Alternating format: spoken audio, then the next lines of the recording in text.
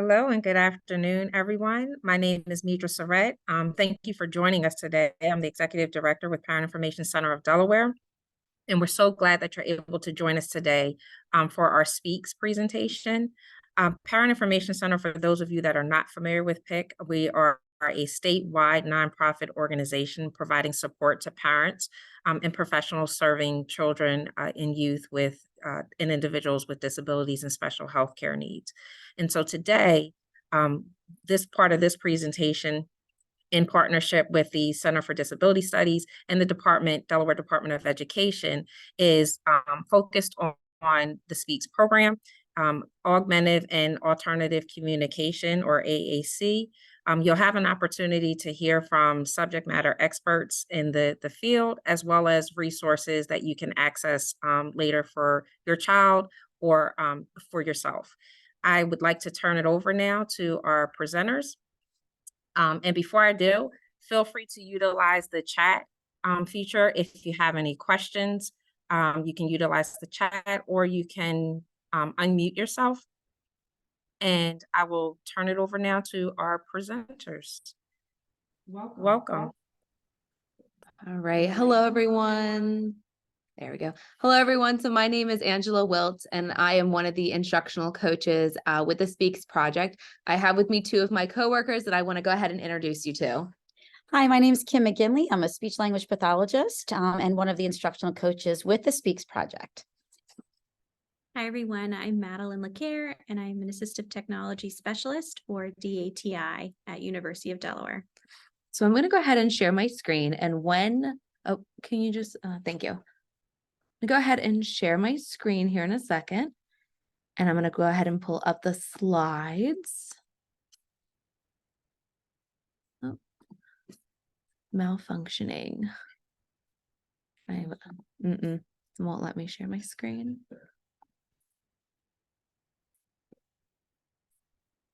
Just bear with us. We're just trying so I can, there we go. All right, so these are our slides we're going to be using today, and I do have a QR code at the very top. You scan that QR code, you will have access to the slides and the resources within the slide. So I'm going to go ahead and give you a second just to scan that QR code if you would like. It's going to give you view mode of the slides, but you will be able to go ahead and click links that are within the slides. So I'm going to go ahead and just give you just a minute or so to go ahead and do that. And then we'll go ahead and get started. So if you're just coming in and you see that QR code in the top left-hand corner, if you go ahead and scan that with your smartphone, you'll be able to have access to the slides. So go ahead and give that QR code a scan if you would like access to the slides. All right, so as Pick was saying, we are from SPEACS. So SPEACS, let's go ahead and go over that. So we are housed at the Center for Disability Studies at the University of Delaware. We provide professional learning and coaching on literacy and communication strategies for complex communicators to teams of educators throughout the state. And we work in collaboration, and we are funded by the Delaware Department of Education. And our goal for SPEACS is to empower educators to use literacy as a springboard to increase communication opportunities throughout the school day. So I'm going to go ahead and turn it over to my coworker, Kim, and she's going to talk all about communication with you. Hi, thanks, Angela. Good morning, everyone, or good afternoon, I should say. Good afternoon, everybody. So we'll just talk a little bit about some fundamental pieces in regards to communication. And, the first thing I want to emphasize with everyone is recognizing and all of us understanding that communication is a right, not a privilege. And this particular tool is called the Communication Bill of Rights. And basically, this is a wonderful document that was developed actually through a variety of authors, one of which was Dr. Beth Minio, who is the director for the Center for Disability Studies here in Delaware at the University of Delaware. So we're really excited that she was part of that. But this particular document is, and can we, no, okay. So we will have that linked at the end. If they click Yeah, if you click on the citation, yeah, you'll be able to get to it. And it gives you a beautiful list of, what we discuss as the rights of those for communication, and basically saying that, we all have a right to communication. There are no prerequisites to communication. We have communication opportunities should be everywhere. And this is something that we share with our educators, with other, folks who are working with individuals with communication needs. And I myself have this particular Bill of Rights, posted on my wall in my office. So yeah, I want to go ahead and talk about this, this do's and don'ts of AAC terminology. So I came across it probably over the summer from assistive wear. And if you're in the slides, if you click the image here, it will actually bring you to a graphic organizer, and it breaks it down to maybe what you might want to consider using, think before using, and maybe what you might want to avoid using when you're talking about someone who uses AAC. I thought this was a great resource, and that's why I wanted to include this in here. At the bottom of the graphic organizer, you will actually see a QR code. And if you scan that QR code, that'll give you some information as to how assistive wear came up with this information. We know, terminology is always changing, but I thought this was just a great resource to go ahead and put in here to just make us think before we speak. There was a question Yeah. in the chat. They were unable to access the slides through the QR code. Okay. And asked if it could be Yeah. emailed or put in the chat. Yeah, I can go ahead and do that really quick. Give me 1 second. I'm going to stop sharing so I can go ahead and put them in the chat. Share. Feeling. All right. Give me 1 second. Chat. There we go. Chat. All right. Okay. I just went ahead and I put the slides in the chat. Let me know if you're able to access the slides now. I'll go ahead and give you a second to try that out. Awesome. All right. There we go.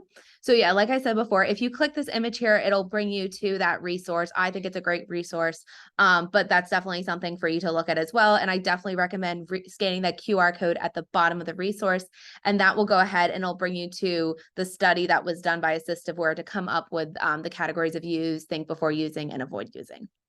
So let's talk about, first of all, what is AAC? Okay, so AAC is an acronym that's used as for the term augmentative and alternative communication. And basically what that refers to is all the different ways that we share our thoughts and feelings without talking. So a lot of times people think of AAC as strictly related to devices or, picture communication, et cetera. But really, augmentative and alternative communication is an umbrella term that encompasses all the ways that we communicate, our facial expressions, how we use our gestures and body languages. If you can see me in this slide, I use a lot of gestures and a lot of body language. It incorporates sign language. And also we use the term AAC to refer to speech generating devices, or those high-tech systems that you see kids using, as well as picture boards, and in conjunction with that, writing. So, we look at it as both high-tech, low-tech, and no-tech devices. And Kim, I think as well, one thing when we're thinking about AAC, somebody who uses AAC, it could be short-term, it could be life. It could be something that is later in life versus the beginning of life. So that's something to consider as well. Yeah, and we'll talk a little bit about that in terms of, the idea of augmenting communication or alternative communication and what that looks like. So these are just some examples of, the technology. When we talk about low-tech, it can be as simple as paper and pencil, an alphabet board, communication book with pictures in it.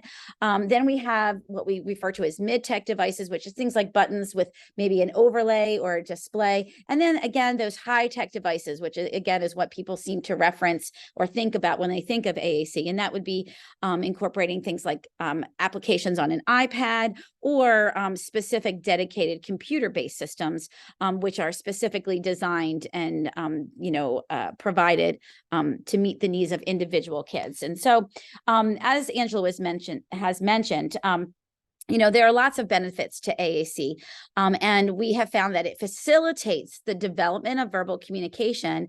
And, what we recognize is that it can be a short-term option, for individuals to support or augment, that's where that 1A comes from, communication while verbal skills are developing and improving. And so, kind of thinking about it in terms of language development and that continuum, that can look very different depending on a child and what their needs are, right? We have lots of kids maybe who have medical needs and who have maybe developmental needs.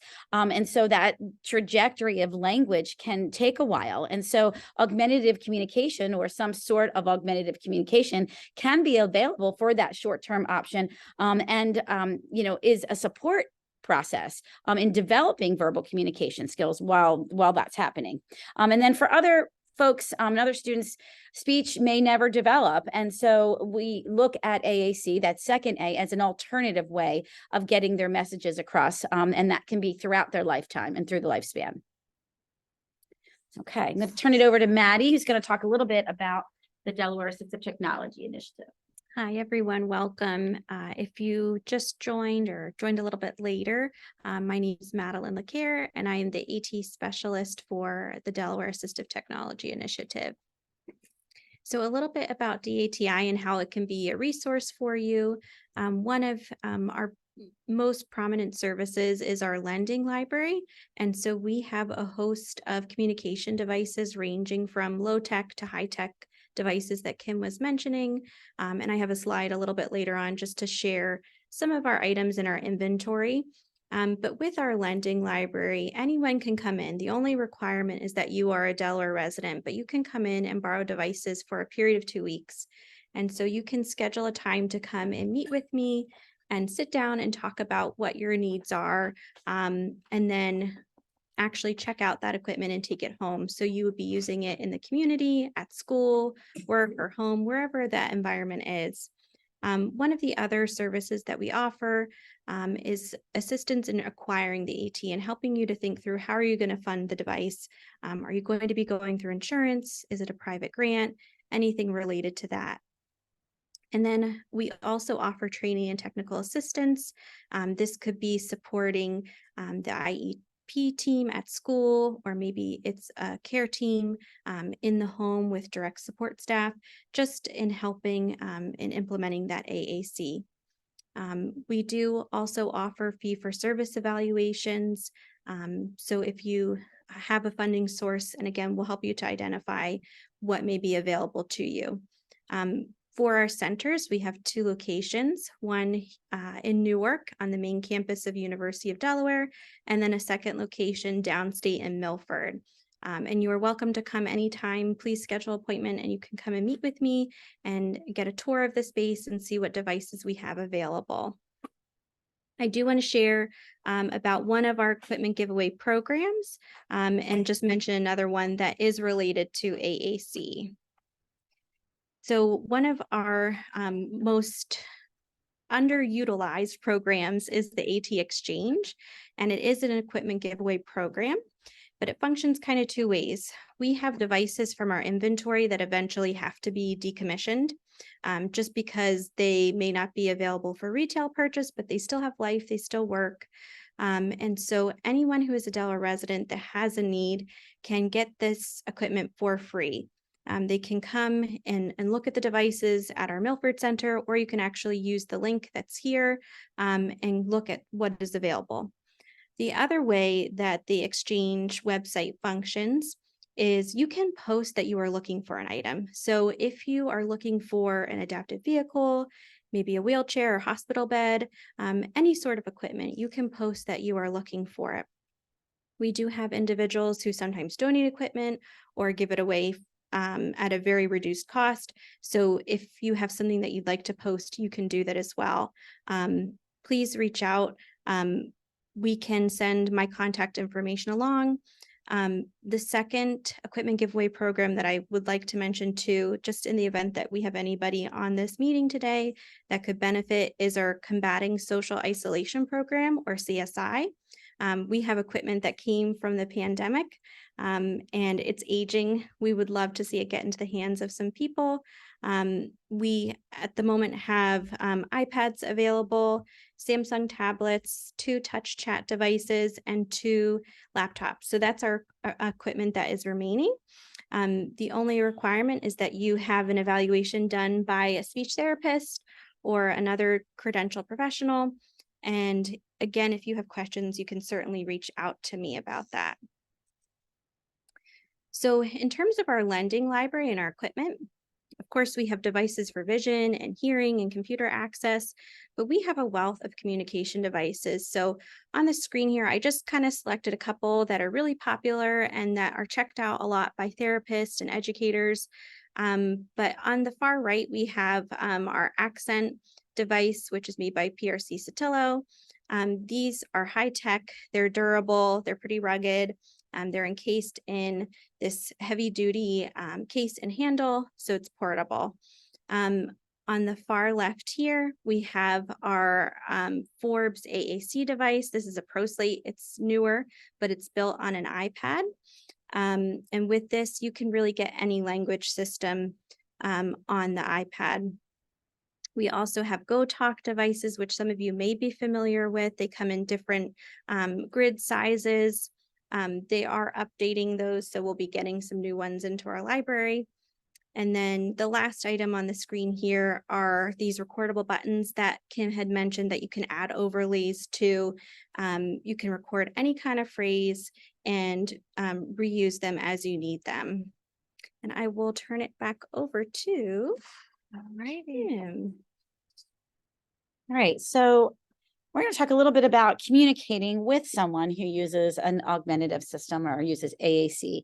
And really what this involves is all of us who are all communication partners. So anyone that is communicating with someone who uses some sort of alternative communications, we are all considered to be communication partners. So kind of stop and think about this, and feel free to throw some, comments in the chat. Think about the different environments that students or your children or, kids in your community are required to communicate in. Like, really think about all the different contexts and situations. Feel free to just throw some in. I'd just love to see. Oh, somebody's still, oh, they got it. Okay.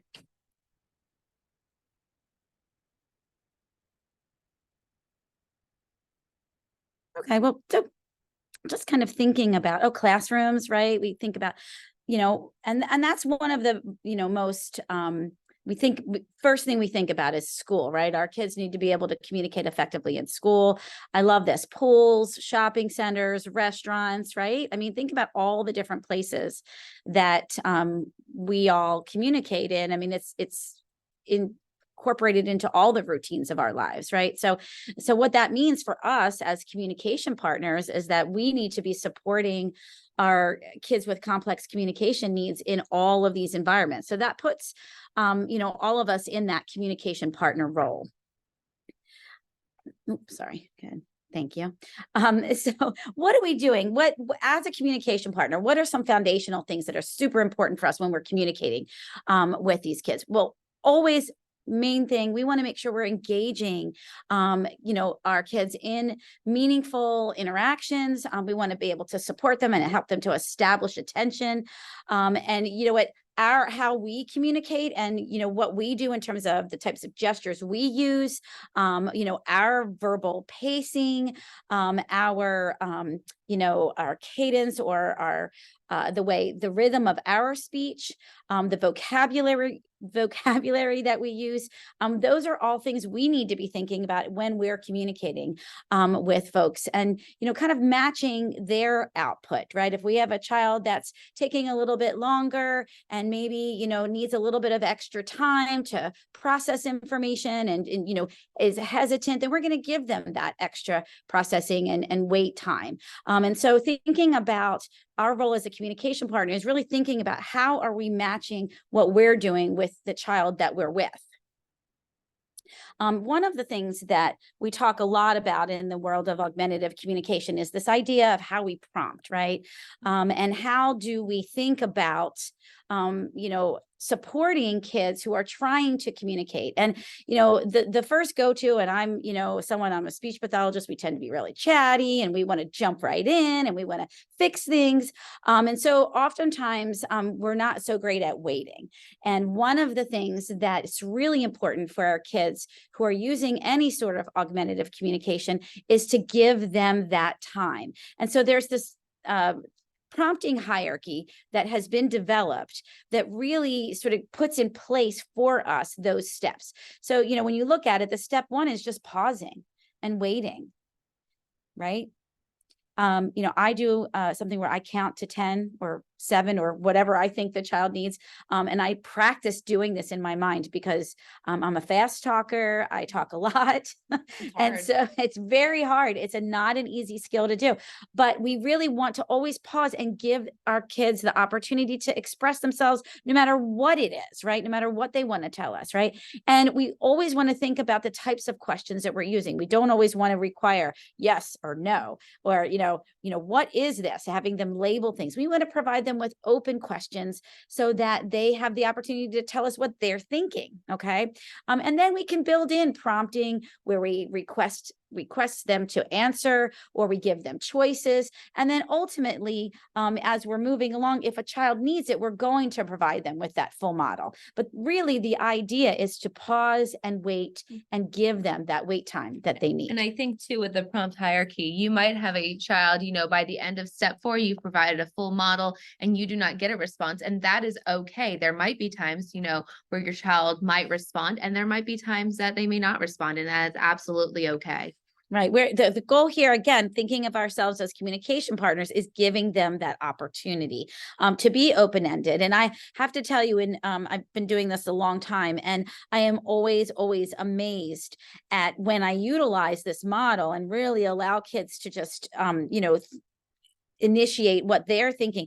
I'll tell you, half the time it's not what I was thinking. You know, I might come in with a great therapy session and I'm like, I'm ready. I'm going to talk about this topic. And guess what? My friend had another idea. So it's really important for us to honor that and respect that throughout that process. And Angela, I love adding this particular slide because it's really this idea of, you know, no matter how you write it, pause. Just really, really paying attention and pausing and waiting. Okay. So you want to go for it? All right. Okay. So we're going to talk a little bit about literacy, which is a huge part of the role that we, you know, are within the context of the SPEACS program right now. So we look at communication, we look at the strategies like we were just describing and how to be good communication partners. And then in turn, how to build from that and help support our kids with literacy needs, right?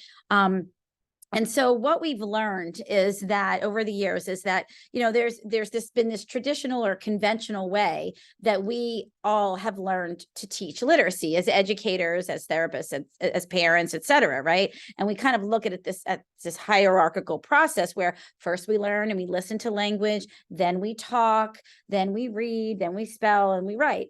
But for our kids with complex communication needs, it goes a little differently, right? It's not necessarily this hierarchical process. Lots of our kids are learning communication in conjunction with literacy-based you know, skills. And so, you know, when we look at our kids, we want to look at them as whether they're really ready for and, you know, ready to dive into these conventional interventions, or whether we're really looking at some emergent interventions and some supports that need to be put in place so that we can continue to build the communication and the literacy, you know, at the same time. So there is a program and there's an author, this book called Comprehensive Literacy for All. It was written by David Copenhaver and Dr. Karen Erickson, who's out of UNC Chapel Hill. And this book provides such rich ideas and strategies in looking at how to build that comprehensive literacy approach for our kids with significant communication needs.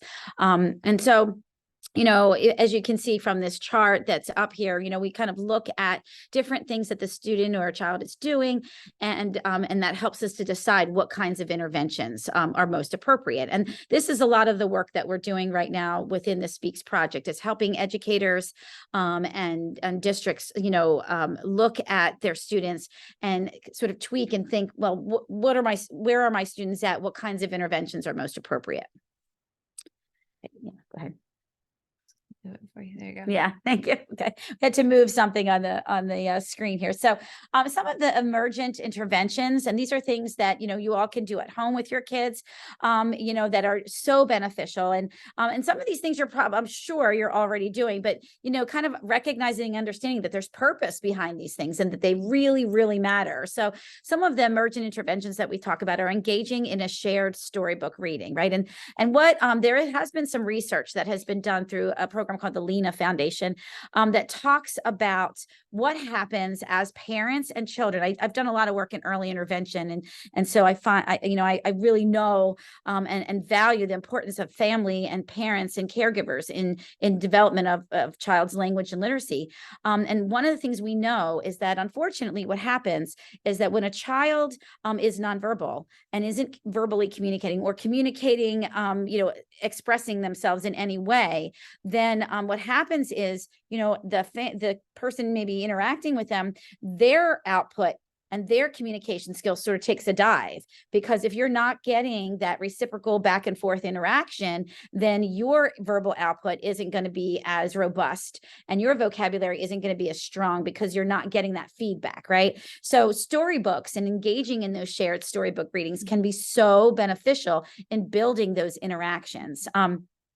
In terms of, you know, pretending, obviously, you know, we all know, okay, pretending symbolic, we call it symbolic play, right? And doing all those fun kinds of pretend play things are so important. They helps gives our children experiences, and doing that in the context of writing and drawing, and no matter what it looks like, right? It could be scribbles, it could be finger painting, it could be, you know, do-it-dots. I love the do-it-dots, right? But you know, doing all of those things and either having materials or just pretending to do it is, you know, are so beneficial. And then really thinking about lots of literacy themes and wordplay, you know, rhyming, building and rhyming, you know, doing nursery rhymes, tapping out, clapping, singing songs with your kids if they're younger. And as they get older, you can still do these things. There are so many rich books out there. You know, I was just reading with a group of kids, the little old lady that swallowed something, like little old lady books. She swallows something every season. She swallows things in the fall, in the winter, she swallows snowballs, in the spring, she's swallowing bunnies. I don't know. So you can go through the old lady books and find lots of wordplay, lots of rhyming. And, you know, in terms of literacy themes, you can look at just your world around you and bring in your experiences of your own lives and build that into literacy activities. I don't know why it's not. Sorry. Okay. Okay. And then, you know, when we think about some of the conventional interventions, right? And these are where we say, okay, so we have this rich, robust vocabulary. My child is, you know, quote unquote, at the point where we are really able to, you know, get down into the nitty gritty of those phonological skills. And some of those conventional interventions would be things like identifying letters, being able to identify letters most of the time, being able to very actively engage during that shared reading, having that reciprocity. And really making sure that if you're going to pursue conventional interventions and you're going down that road, that your child has a reliable means of communicating and interacting. And I can't stress that enough. That's kind of where all this builds in, is because, unfortunately, again, there's this assumption that my child's not communicating, my child's not understanding, and my child can't develop literacy skills. And that is just simply not true. So making sure that if you're moving into these conventional interventions, that your child has a reliable means of communicating and interacting, and that they understand that writing is part of understanding letters and words, and that they can go together, right? So not excluding all of these pieces. We want to make sure that we're building all of it, you know, together. I got you. Okay, thank you. Okay, and one really important piece that we think, as part of this, again, looking back at what this comprehensive literacy model is that we're continually building meaningful communication in conjunction with supporting those literacy pieces, right? And to do that, to create meaningful communication, that involves a lot of arranging of the environment. Now, I was just talking about some of those conventional and emergent literacy strategies. Well, in order to do that, we have to have an environment that supports that, right? And sometimes that can be a challenge. So, we just kind of put some of this together to give you some ideas of how you can arrange the environment to create those meaningful experiences, to pull your child in. Years ago, when I was learning about all of this fun stuff, we used to call it the hook. What's the hook? How are you pulling that kid in and getting them excited about communication, excited about learning? So, really, it's about shaping your experiences, so that your child has to communicate, and it is about sharing those experiences with your child. So, I put in here some of the examples. One of the big ones is a lot of folks already do this, is a lot of folks really focus on requesting, right? I want my child to be able to request. So let me know, I have to go to the bathroom. There's some of those basic needs, right? I have to go to the bathroom. I want, Cheerios for breakfast. I want this book. But requesting can also be built into all of those teachable moments that incorporate what your child loves. So, for example, if your child loves Thomas the Train, right, you can get Thomas the Train, put him in a little container so that maybe it's out of reach, and you might get lots of rich language to work into getting that train. Your child might point to it, I love Thomas, I want Thomas, or the blue one, or I want that. So there's lots of I need help getting Thomas. Lots of different ways that you can build requesting, other than just maybe those 3 basic things, like I have to go to the bathroom and I want a snack kind of thing. Commenting. I have to say, for me, this is the most fun I have when I am, working with kids, is that I love to be silly. I love to be a little out there sometimes with kids and build those commenting. And that, again, ties into some of those shared experiences, and that, commenting is a great strategy to use when you're doing the shared reading, right? You can be commenting about silly things that you see in pictures. You can introduce some funny ideas, or, that helps to support that. And then also too, I was going to say, I love how you mentioned commenting versus just answering questions. A lot of the times when we read stories, we might ask a child, like, what is happening in this story? But at that point, they're just answering questions. We want them to eventually, by modeling, with us modeling, we want them to initiate the commenting. We want them to tell us what they see is going on in the story. So if, to start with, having, someone model, and then eventually the goal is that they pick up and they start commenting on their own without the modeling, and not just answering questions. Exactly. Yeah. Commenting. And again, the one thing to think about in that instance too, there's no right or wrong, right? So when you're modeling and when you're, developing those commenting and sharing that experience, there is no, I answered that question right or wrong, or I said the wrong, the wrong picture. I labeled the wrong picture. And so, it's a really powerful tool to develop meaningful communication. And then, another question I often get is, how do we build longer utterances? Like, how do we go from one word, to 2 words with my child, and how do I, kind of build sentences, et cetera. And, one way, again, when we talk about arranging the environment, specifically, is, kind of intentionally misunderstanding the message. So if your child is consistently, telling you, for example, going back to our train idea, train, yes, now you as the mom or the dad or the caregiver, you know, when he says train, you know what he means, right? You know that means he wants the train. But what I would suggest, what I would, say to you is step back a little bit, right?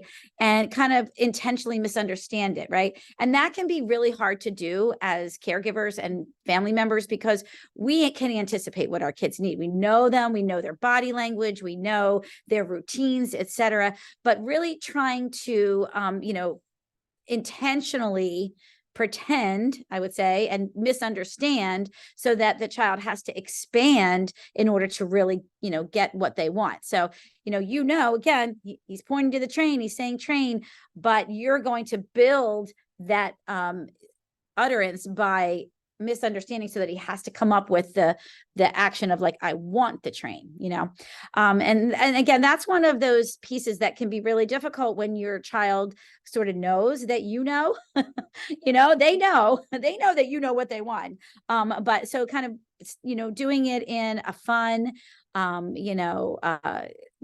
stress-free kind of situation can be so beneficial. Go ahead. Have someone just wrote something in the chat really quick. Oh, okay. Give us 1 second. We're just reading the chat. Yeah. Are you okay if I read it out loud?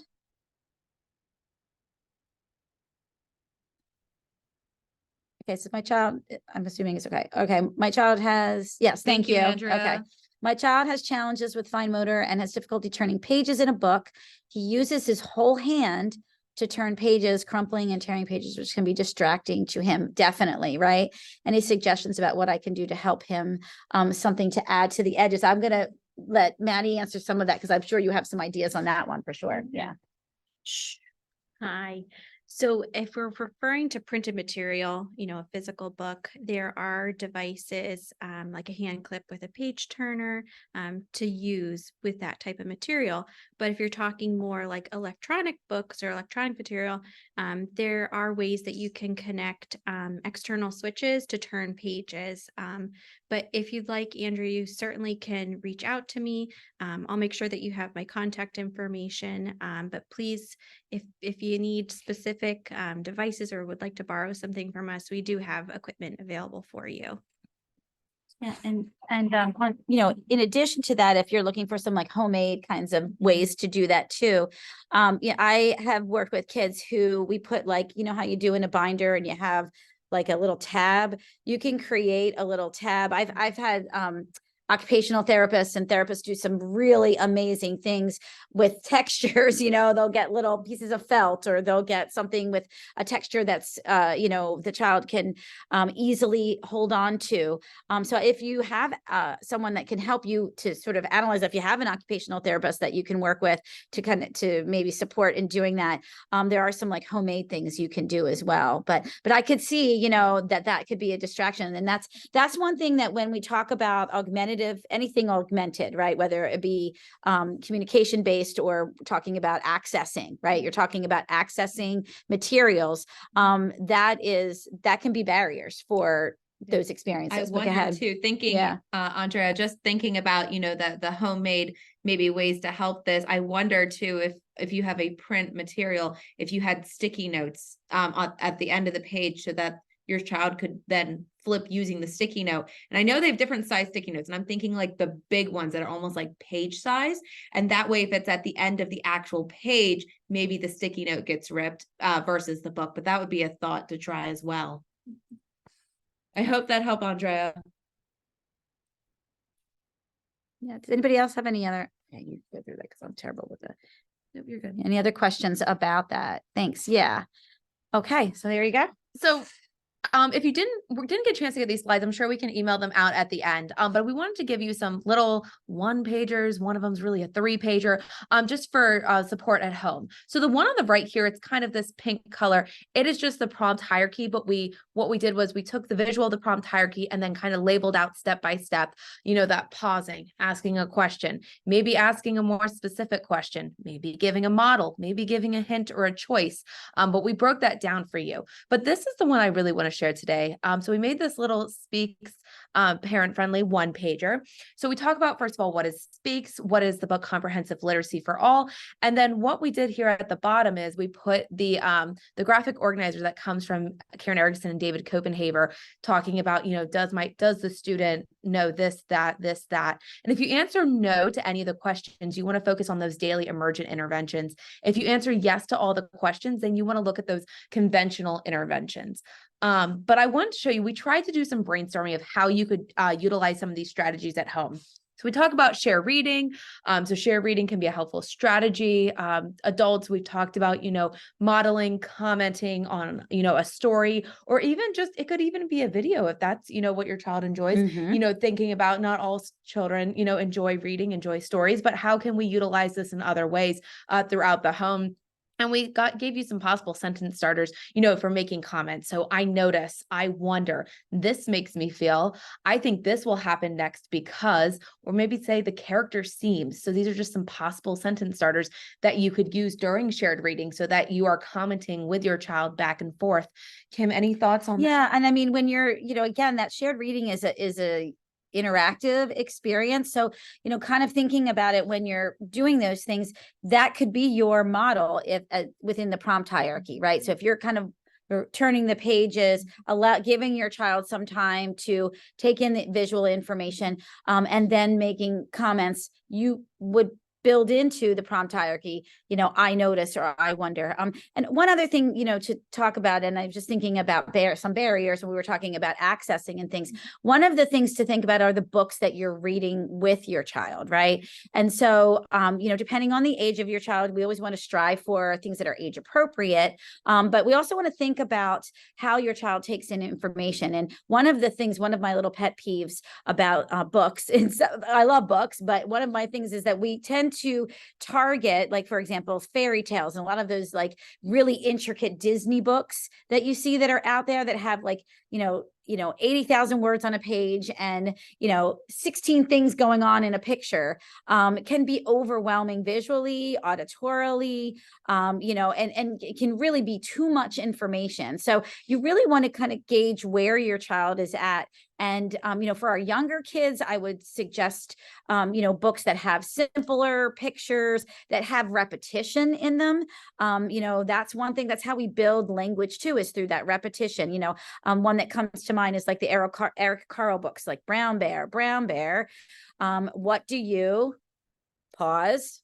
And they can fill in C, right? So, so that's part of, and that can be part of commenting. That can be part of, just that whole shared fun experience. Going back, we were talking about the rhyming and building in some of those pieces. So like the Eric Carle books, like some of the Sarah Boynton books for some of our younger kids. And then as they get older, there's like the old lady books have lots of really fun things. I call them the old lady books, but, those kinds of strategies will help you so that when you do build in things like sentence starters, that, it makes it a little bit easier for your child to sort of access what's in front of them, right? Because, just like we have sensory, like tactile issues, et cetera, we all have sensory processing from our visual perspective too, and our auditory. So we have to be really conscientious of that.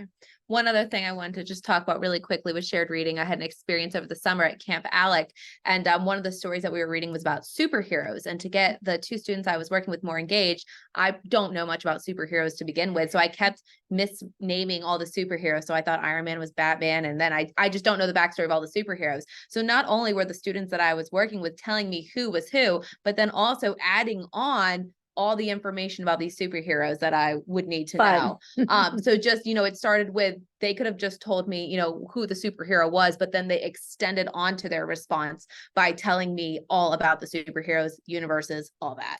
Well, and that brings up a really interesting point when you talk about older students to an older individual. So you can still do shared reading or shared experiences through videos, watching movies, because those were older students, right? Yeah, they were older students. I can tell you, I have 3 adult sons, and whenever a Marvel movie comes out, there is heated, robust discussion at the table, or anything Star Wars too. And I am like, who are we talking about? And I'm thinking we're talking about real people, but we're really talking about superheroes. So, really kind of thinking across the continuum of lifespan. It doesn't just have to be with younger children that you can incorporate a lot of these things. Yeah. So we also put some ideas just for predictable chart writing. So predictable chart writing, and they talk about it in Karen Erickson, David Copenhaver's book. It's, it's a strategy to use for writing, and it's pretty much you are repeating certain parts of the writing, but tweaking and changing certain parts. So one idea was, for dinner tonight, we are having, that would stay the same throughout the week, and have your child maybe change what is for dinner each week or each night, because that might change. Another one was, morning routine. When I wake up, I need to, and I would encourage you to have, your child write these out, just to get that practice of writing. It doesn't matter if it's not spelled correctly, but that's things to work on, but just practicing that writing. So those were just some ideas we had for predictable chart writing topics. Right. And one other idea, if you're working in doing this predictable chart writing, I get this question a lot, like, well, I'll get parents that will say to me, well, my child doesn't know how to spell those words, or they're not familiar. And so the strategy that I will use I will just say, okay, you write it, you have your child write it. It may not look beautiful. It could be scribble. It doesn't matter, but you're communicating, well, okay. Oh, that looks like, or tell me what are you're having, what are we having? Right. And then what you can do is write the word underneath that, so that you're giving them that visual model of the writing. Right. So as long as you're having that, communication exchange, and they're having that practice, and they're associating that what they're doing, from a writing perspective, correlates with the words and the language. Kim, I'd be curious of what your thoughts are if there's a student who, when they're writing, they type it first into their device and then write it onto paper. Any thoughts on that? Because, they have that extra step in between. I think that's perfectly acceptable. And I also think it's perfectly fine too if your child is struggling to provide choices for them, right? You can provide them written choices. I have students that do so much better when they are reading the two choices versus hearing the two choices. And I have students that, maybe we provide a verbal choice. So, being able to, incorporate those options, it's about participation and just engaging in the process. Did you have anything, Maddie? Do you want to add? No. I was going to say too. And if you have a child that prefers typing versus writing, I would definitely encourage that. Yeah. In today's world, we've talked about this, with other staff members. How often do we, write, besides making a list here and there, we do so much typing. So I think that is a great option as well, as typing versus writing. And then alphabet and phonological awareness, just kind of letter identification, letter sound. So can you find the letter, if you have something in your house that has letters in it, this letter, you could say to your child, this letter is such and such. It makes this sound. So kind of modeling letter and sound association, asking them if they see any other letters, having them identify other letters, saying what the letter is, and see if the child can say the sound. So that's just kind of some ideas as well.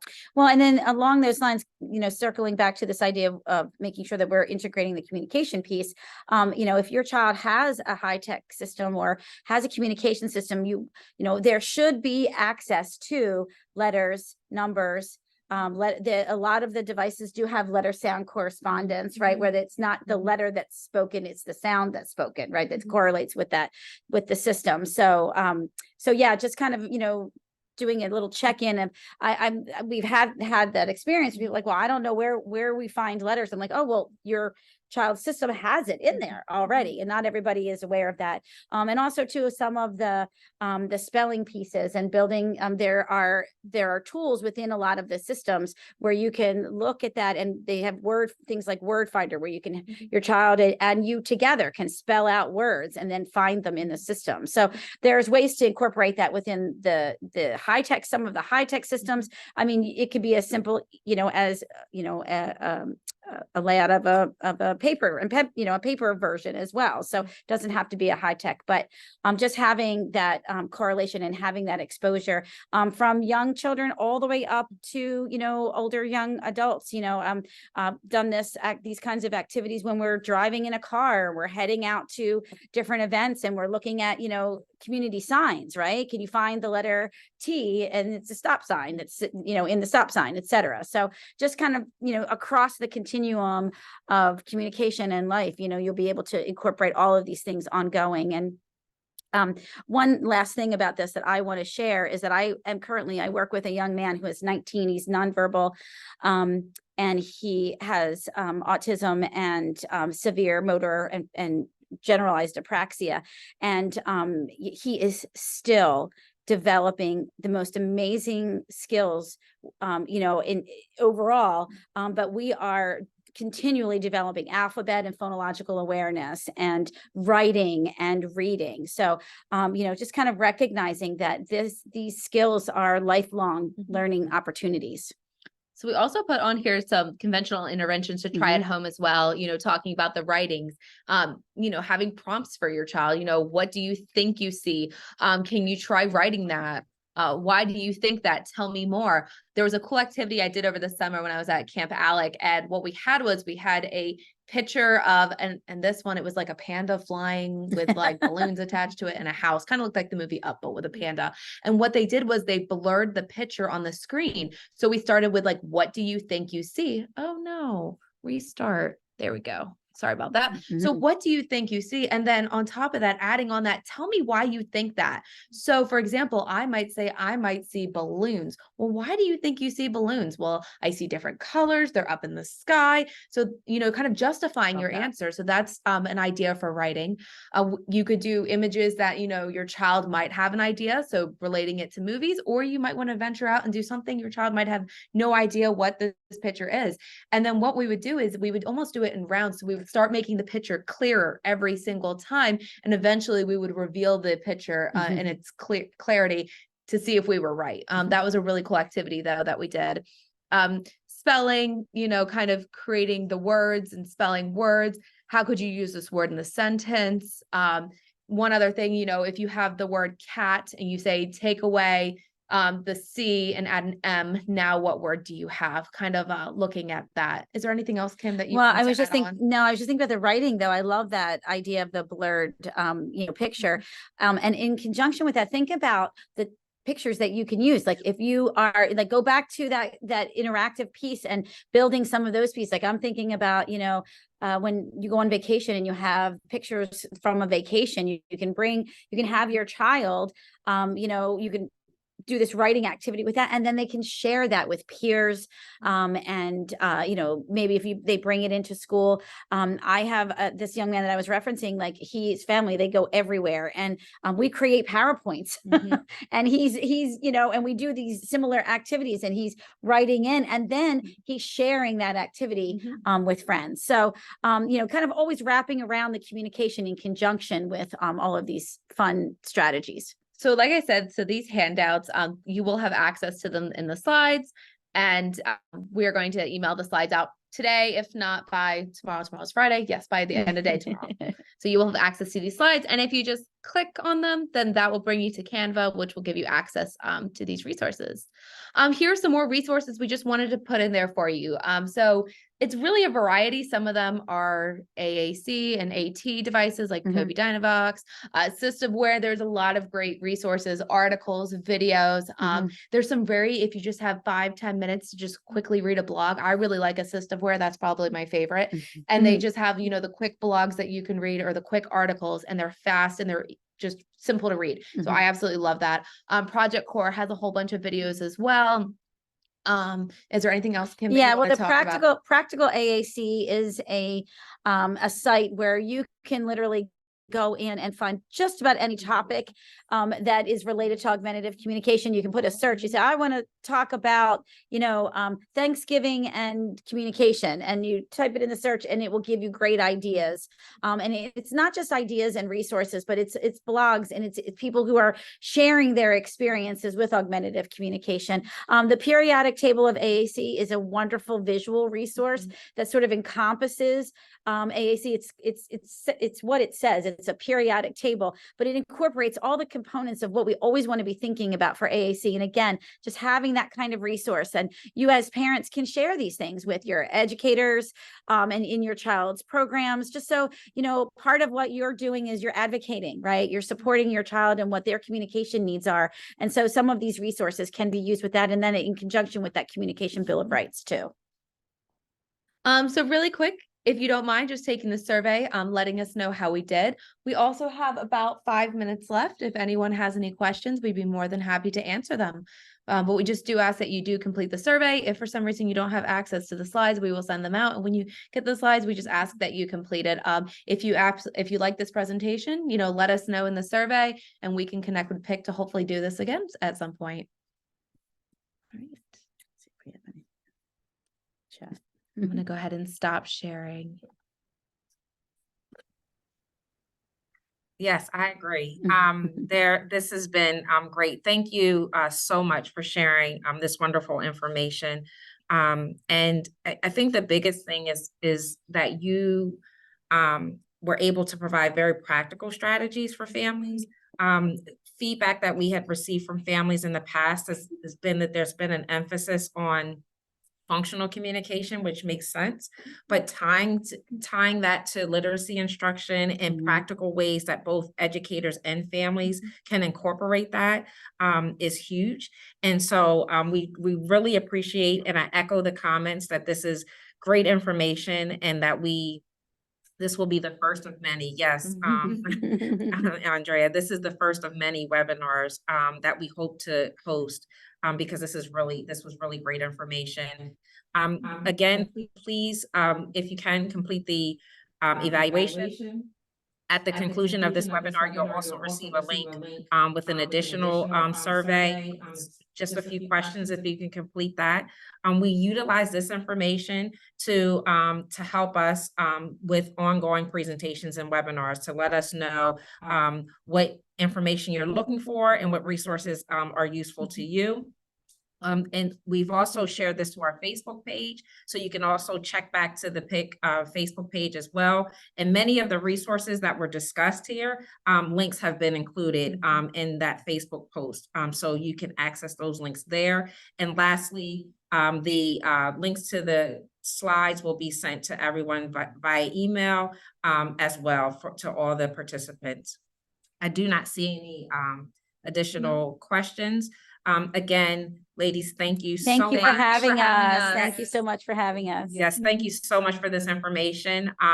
And we hope to see everyone soon. Enjoy your holiday. Yes. Thank you. Thank you. Bye, everyone. Bye, everyone. Thank you.